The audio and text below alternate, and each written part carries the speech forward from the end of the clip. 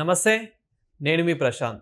'Thandel' movie అయితే మీరు ఈ పాటికి చూసే ఉంటారు. అండ్ 'తండేల్' ట్రైలర్ అయినా గానివ్వండి, ఈ పాటికైతే మీరు చూసే ఉంటారు. సో, ఇందులో నాగ చైతన్య గారు ఎవరి పాత్ర అయితే చేశారో, ఆ వ్యక్తిని జగన్ గారే విడిపించుకొని తీసుకొచ్చారు అని చెప్పేసి అయితే ఇప్పుడు చాలా వైరల్ అవుతుంది.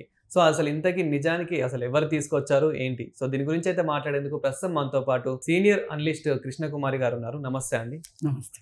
మేడం, అసలు 'తండేల్' మూవీకి అదేవిధంగా జగన్ గారికి ఏంటి సంబంధం? అండ్ ఇప్పుడు ఇందులో చూసుకున్నట్లయితే గనక ఆ వ్యక్తిని ఒకప్పుడు జగన్ గారే తీసుకొచ్చారు. జగన్ గారి వల్లనే సో ఇక్కడ తీసుకొచ్చారని చెప్పేసి చాలా వైరల్ అవుతుంది. అసలు నిజానికి ఎవరు తీసుకొచ్చారు? ఏంటి?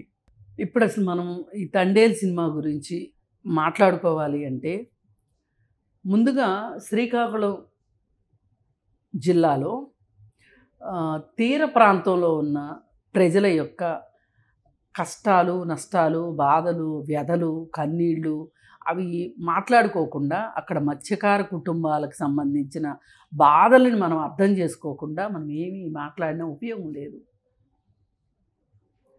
ఏంటి అసలు వాళ్ళ వ్యధ ఏంటి అంటే మొత్తం మనకి దగ్గర దగ్గర 182 కిలోమీటర్ల తీర ప్రాంతం ఉంది.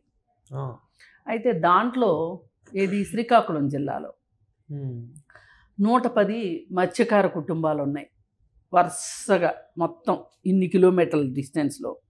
వాళ్ళ ప్రధాన వృత్తి సముద్రంలోకి వేటకెళ్ళటం, చేపలు తీసుకురావటం, అవి అమ్ముకొని బతకటం. అంతకుమించి ఇంకేమీ రాదు వాళ్ళకి. వాళ్ళు ఇంకా జనజీవన స్రవంతిలోకి కానీ ఈ నాగరిక ప్రపంచంలోకి కానీ రాలా. ఎక్కడన్నా ఒకళ్ళు ఇద్దరు చదువుకునే ఉన్న బయటికి రావాల్సిందే తప్పితే మొత్తానికి అక్కడనే వాళ్ళకి ఆ వృత్తిలో డబ్బులు రావాలి, వాళ్ళు తినాలి, బతకాలి, అంతకంటే వేరే లేదు. అయితే మన దగ్గర కేవలం వాళ్ళు చిన్న చిన్న మరబోట్లు మాత్రమే వాటితోటి మాత్రమే వాళ్ళు ఒక సాంప్రదాయ పద్ధతిలో పాతకాలం నుంచి వస్తున్న పద్ధతుల్లోనే వేట సాగిస్తారు. అవి అరకొరగా వస్తాయి. సంవత్సరం మొత్తానికి సరిపడా ఆదాయం వాళ్ళకి రాదు. ఇప్పుడు అన్ని నెలల్లోనూ వీళ్ళు పూర్తి వేట చేయలేరు, పూర్తి ఆదాయము వీళ్ళకి రాదు. అయితే ఏం జరుగుతుంది ఇక్కడ అని మనం చూసుకుంటే గనక అక్కడ జెట్టీలని నిర్మిస్తారు. అయితే ఈ శ్రీకాకుళం జిల్లాలో భావనపాడు దగ్గర అంటే ఒక పరిశ్రమ లాగా ఈ మత్స్యకార వ్యవస్థను నెలకొల్పటానికని చెప్పి అక్కడ పునాది వేశారు. ఎప్పుడు వేశారు? 2018లో వేశారు. 2018లో వేస్తే 2019లో ప్రభుత్వం మారింది. ఇది ఒకటి మనం గుర్తుపెట్టుకోవాలి. అయితే ఈ 2018 మొదట్లోనే ఈ మత్స్యకారుల్ని వాళ్ళు పాకిస్తాన్ ప్రభుత్వం వాళ్ళని అదుపులోకి తీసుకుంది, కోస్ట్ గార్డ్ వాళ్ళు. ఎందుకు జరిగింది ఇది అని మనం ఆలోచిస్తే కనుక అసలు ఇక్కడ శ్రీకాకుళంలో ఉండాల్సిన యువకులు పాకిస్తాన్ దగ్గర ఎట్లా తేలారు అంటే గనక చాలా మందికి ఇదే డౌట్. అవును. అయితే మనము మద్రాస్ లాగా, బాంబే లాగా, గుజరాత్ లాగా, కలకత్తా లాగా అంటే తీర ప్రాంతాలు ఉన్న ప్రతి చోట ఏ విధమైన మత్స్యకారులకి అవసరమైన ఇన్ఫ్రాస్ట్రక్చర్ని డెవలప్ చేశారో వాళ్ళు.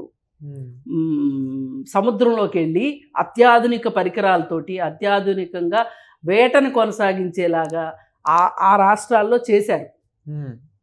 మన రాష్ట్రంలో చేయలే. ఆంధ్రప్రదేశ్లో మనకేంటి ఎంతసేపటికి ఆంధ్రప్రదేశ్ అంటే ఉమ్మడి ఆంధ్రప్రదేశ్లో మనం అభివృద్ధి అంటే హైదరాబాదో లేకపోతే విజయవాడో లేకపోతే వైజాగో లేదు అనుకుంటే తిరుపతో ఇట్లా కొన్ని నగరాలకే పరిమితం అయిపోయింది మన అభివృద్ధి అంతా. మనం తీర ప్రాంతాన్ని బాగా నిర్లక్ష్యం చేసుకున్నాం. ఇప్పుడు ఆంధ్రప్రదేశ్ విడిపోయినప్పుడు కూడా ఏమనుకున్నారంటే అసలు గుజరాత్ తర్వాత తీర ప్రాంతం ఆంధ్రప్రదేశ్కే ఉంది, పాపం తెలంగాణకి తీర ప్రాంతం లేదు, అసలు సీడెడ్ ఇది సీఏ లేదు, పాపం అనుకున్నారు. కానీ అన్నీ ఉన్న అల్లుడి నోట్లో శని అన్నట్లు ఆంధ్రప్రదేశ్లో దానికి సంబంధించి పని జరగల. ఆ తీర ప్రాంతాన్ని వాడుకోవాలి అనే ఉద్దేశం రాజకీయ నాయకుడికి లేదు. ఇప్పుడు ఏదైనా జరగాలి అంటే పొలిటికల్ విల్ లేనిదే జరగదు. ఆ పొలిటికల్ విల్ లేదు మనోళ్ళకి, అందుకే ఇలా జరిగింది. సరే, ఇప్పుడు మనోళ్ళందరూ ఏం చేస్తారు, ఒక 3 నెలల కాలం, అక్టోబరు, నవంబరు, ఒక 3 నెలల కాలం బాగా మంచి కాలం వాళ్ళకి. ఇప్పుడు ఇక్కడ శ్రీకాకుళంలో ఉన్న ఈ 110 గ్రామాల్లో వాళ్ళు రకరకాల ప్రాంతాలకు వలస వెళ్ళిపోతారు. ఒక 3 నెలలు 4 నెలలు అక్కడ పనిచేసేసుకుని మళ్ళీ ఇంటికి వస్తారనమాట. అంటే నథింగ్ బట్ వలస వెళ్తారు. ఇప్పుడు మనం కరోనా టైంలో వలస కార్మికుల గురించి చూసాం కదా, అట్లా వీళ్ళు కూడా అక్కడికి వలస వెళ్ళిపోతారు. వెళ్ళిపోయి అక్కడ పనిచేసి అక్కడ కాంట్రాక్టర్ల దగ్గర వీళ్ళు పని చేసుకొని ఆ వచ్చిన డబ్బులు తీసుకుని వస్తారు. అయితే ఇలాగే 2018లో కూడా గుజరాత్కి వెళ్ళారు. గుజరాత్కి వెళ్ళిన తర్వాత ఇక అక్కడికి సముద్రంలోకి వెళ్ళారు. ఇంకా వేట అయిపోయింది, ఇంకా తిరుగు ప్రయాణంలో ఉన్నాము అనుకోకుండా కొంతమంది పాకిస్తాన్ జలాల్లోకి వెళ్ళిపోయారు. ఇప్పుడు భూభాగంలో ఉన్నట్లు గీతలు కరెక్ట్గా కనిపించవు కదా, సరిహద్దులు. ఇప్పుడు పాకిస్తాన్కి మనకి సరిహద్దు ప్రాంతం ఉంది, అక్కడ కంచి ఉంటుంది.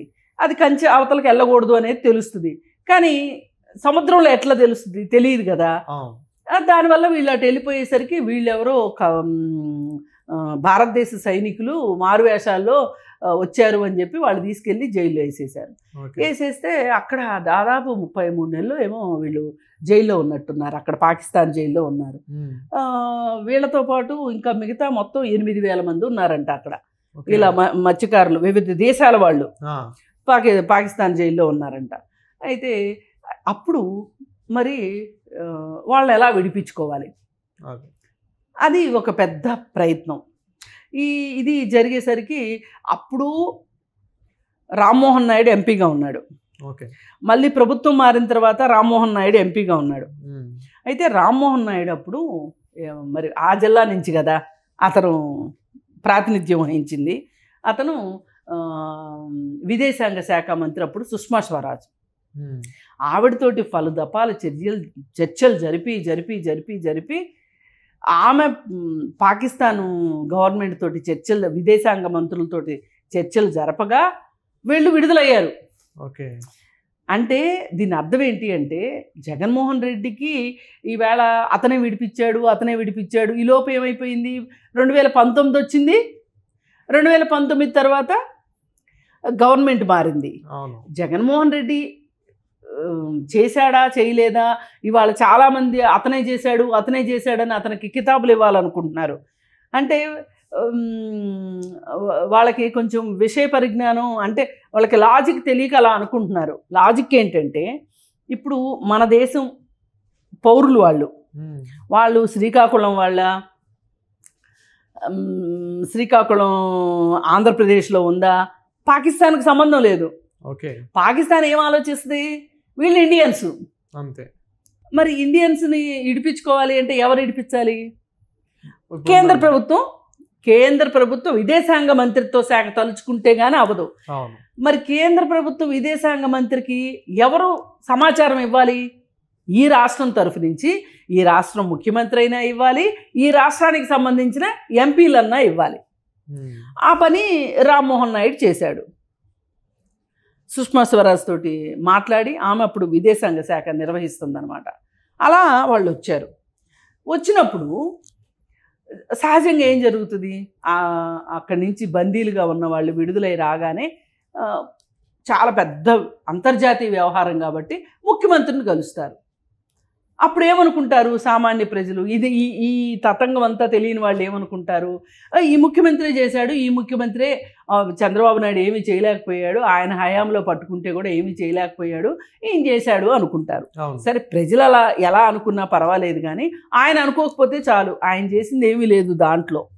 పైగా ఆయన దీనికి చేసింది ఏమీ లేకపోగా ఏం చేశారు అంటే, ఇప్పుడు భావనపాడు అనే దగ్గర దీన్ని ఒక పరిశ్రమగా ఇన్ఫ్రాస్ట్రక్చర్ అంతా ఉండేటట్లుగా చేసి అక్కడ వాళ్ళ కోసమే ఒక మార్కెట్ ఏర్పాటు చేసి ఇవన్నీ చెయ్యాలి అని చెప్పి ఒక సమగ్రమైన ఒక ప్రాజెక్టు అక్కడ పెట్టాలి అనే ఉద్దేశంతో తెలుగుదేశం గవర్నమెంటు శంకుస్థాపన చేసింది.